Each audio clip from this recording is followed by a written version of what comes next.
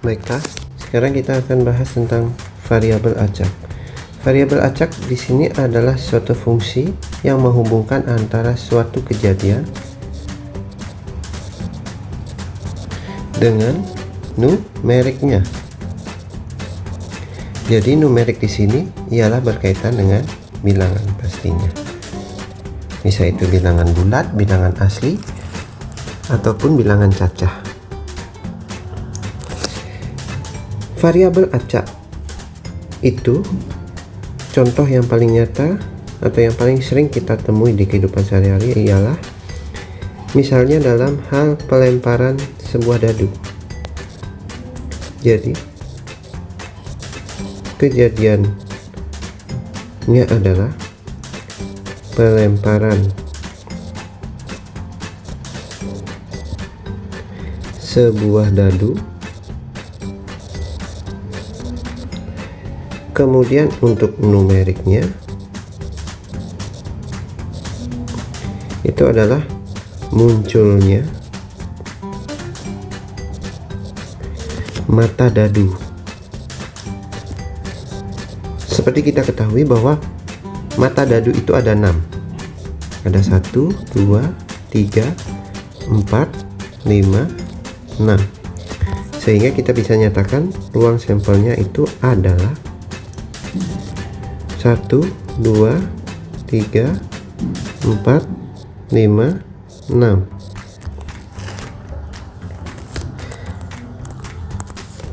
Jadi pada kasus ini kejadiannya ialah pelemparan sebuah dadu, sementara numeriknya adalah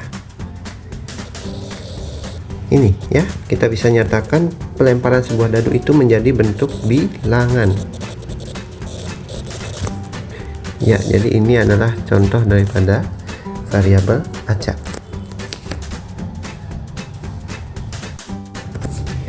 Selanjutnya, variabel acak itu dibagi menjadi 2. Yang pertama adalah variabel acak diskrit, sementara yang kedua itu adalah variabel acak continue. Kita akan bahas satu persatu.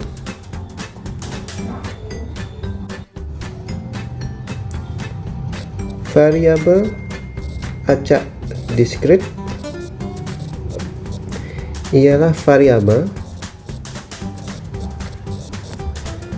yang tidak memuat semua nilai pada suatu interval. Artinya adalah hanya nilai tertentu saja. Seperti contoh kasus daripada variabel acak diskrit yang sering kita temui, misalnya contoh yang pertama ialah A. Himpunan bilangan asli kurang dari 5. Seperti kita ketahui bahwa bilangan asli itu dimulai dari 1, 2, 3, 4, 5, dan seterusnya. Sehingga himpunan bilangan asli yang kurang dari 5 kita bisa nyatakan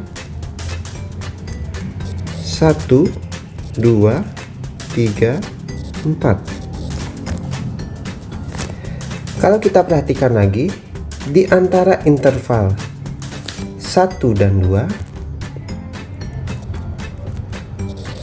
itu masih ada bilangan 1,1, 1,2, 1,3, dan seterusnya. Begitu juga dari interval 2 sampai 3 itu masih ada bilangan 2,1, 2,2, 2,3, dan seterusnya. Namun kenapa 1,1, 1,2, 1,3 tidak termasuk ke dalam bilangan asli kurang dari 5? Iya, benar sekali, karena 1,1, 1,2, begitu juga 2,1, 2,2 dan seterusnya itu bukan bilangan asli, melainkan mereka adalah bilangan bulat atau bilangan desimal ya. Jadi tidak semua bilangan desimal itu merupakan bilangan asli, sehingga bilangan yang berada di antara 1 dan 2 itu tidak termasuk ke dalam bilangan asli yang kurang dari 5. Paham ya sampai di sini? Untuk lebih jelasnya kita akan lanjut ke contoh 2. Contoh 2, misalnya kasusnya adalah jumlah penderita HIV AIDS setiap bulan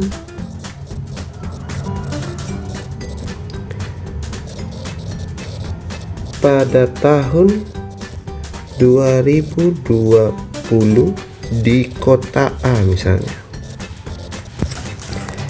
Ya, jadi jumlah penderita HIV AIDS itu kemungkinannya bisa saja 0 atau tidak ada penderita sama sekali, bisa 1, bisa 2, bisa 3, sampai terhingga ya mungkin. Sehingga kalau kita perhatikan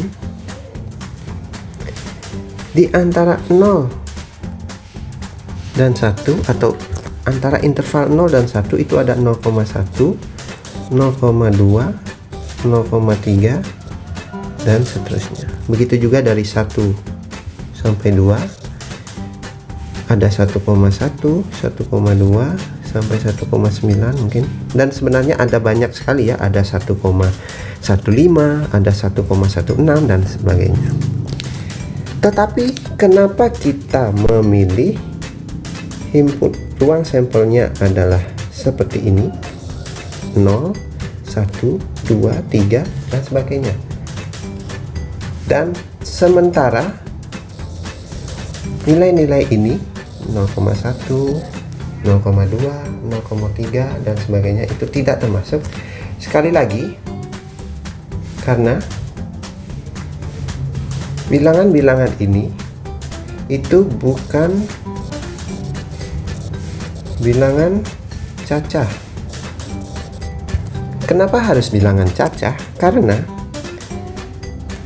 penderita HIV AIDS itu tergolong apa? Iya, makhluk hidup atau manusia ya. Jadi jumlah manusia itu pasti mengikuti aturan bilangan cacah, di mana bilangan cacah itu dari 0, 1, 2 dan seterusnya.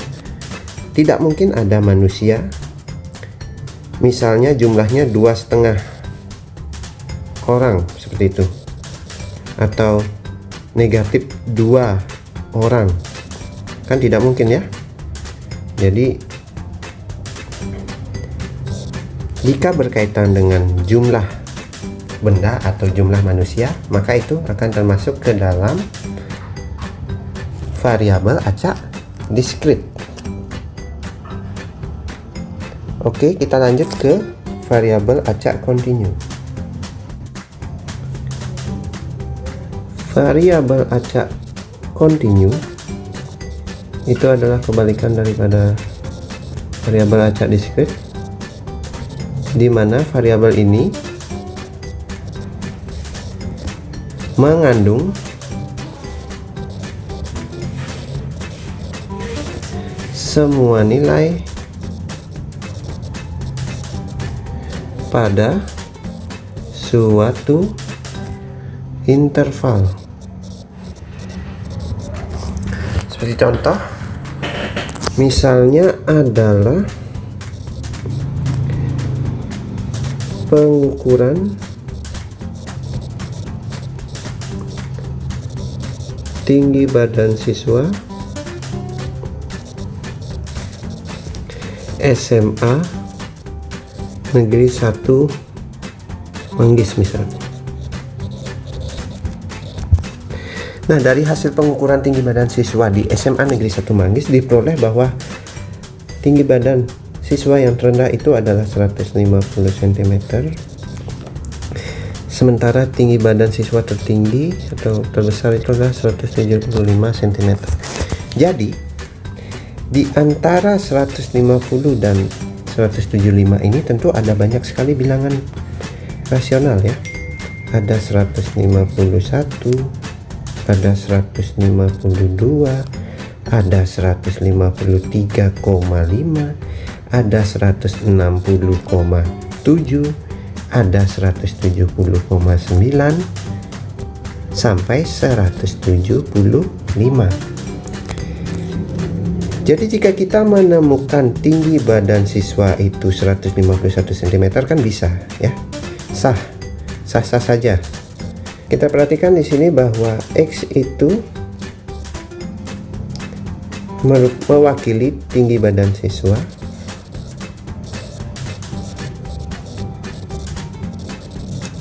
di mana tinggi badan siswa itu dapat atau bisa menyangkut bilangan yang mengandung koma di sini ya, bilangan mengandung koma.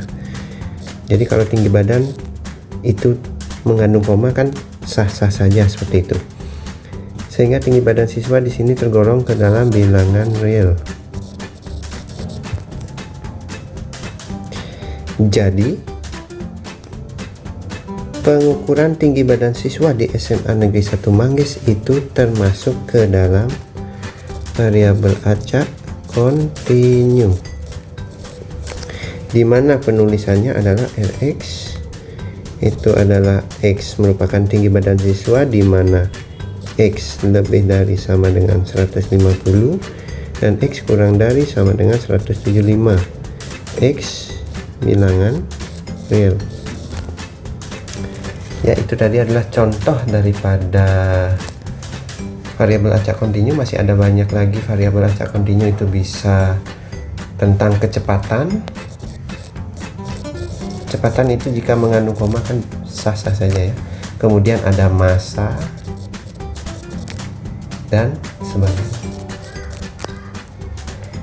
Semoga dengan video ini kalian bisa mengerti tentang perbedaan antara variabel acak diskrit dan variabel acak kontinu.